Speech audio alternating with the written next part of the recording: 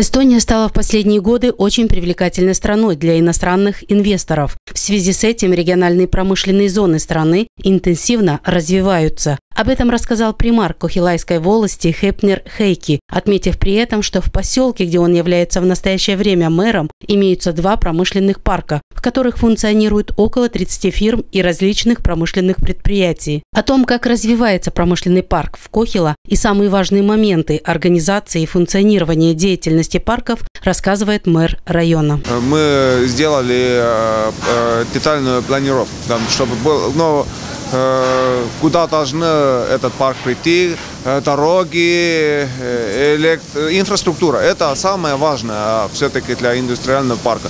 И вторая, жилищный район не должно быть очень близко, потому что все-таки индустриация, там шум, иногда и какой-то запах, так что нехорошо, что очень близко.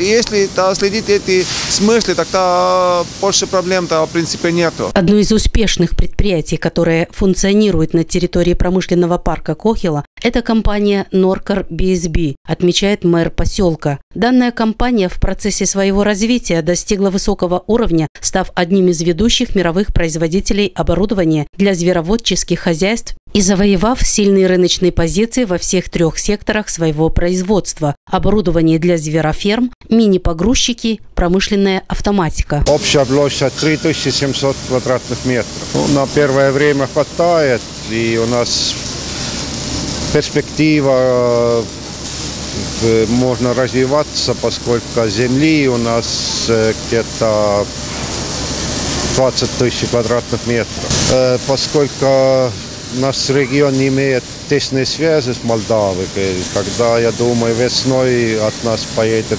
следующая делегация,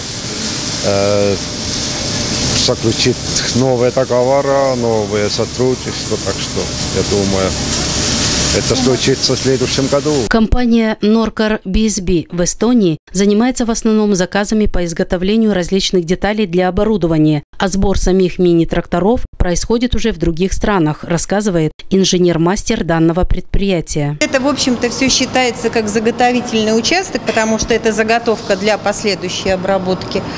Поэтому на плазме идет вырезка заготовки, может на гильотине вырубаться заготовка, если она простого профиля, то есть если просто в виде полосы, или резаться на пиле, где вы только что были. Делаем такая мелкая, в смысле, количество, которое маленькое. Если количество большое, делается на автоматическом станке. Крупные детали тоже идут отсюда. Если количество маленькое, то идет с универсального станка. Если количество большое, то идет на автоматы, вернее на программные станки. Автоматов у нас нет. Изготовление различных деталей и заготовок для мини-тракторов – это занятие мужское, поэтому неудивительно, что на данном предприятии работают в основном одни мужчины, а руководит отделом по изготовлению деталей единственная женщина в коллективе. Как и удается подчинить себе 45 мужчин, рассказывает сама Лилия Мусова. Страшно сказать, сколько я лет работаю в этой сфере, потому что здесь я работаю 11-й год, до этого я работала тоже. То есть я всю жизнь работаю по специальности. То есть я почти 40 лет работаю, связано с мехобработкой. Я уже 15 лет работаю здесь. Я доволен, очень доволен. А зарплатой? С зарплатой никогда нельзя быть довольным. Всегда побольше надо. Мини-погрузчики, оборудование для звероферм, отдел промышленной автоматики компании Norcar BSB в Эстонии приобрели большую популярность среди потребителей. Экспортирует свою продукцию фирма успешно как на внутреннем рынке Эстонии, так и на общеевропейском рынке. Доля экспорта в общем объеме продаж составляет более 60%. Главными экспортными рынками являются Скандинавия, Европа и Северная Америка. В перспективе компания Norcar BSB Эстонии планирует сотрудничество и с Молдовой.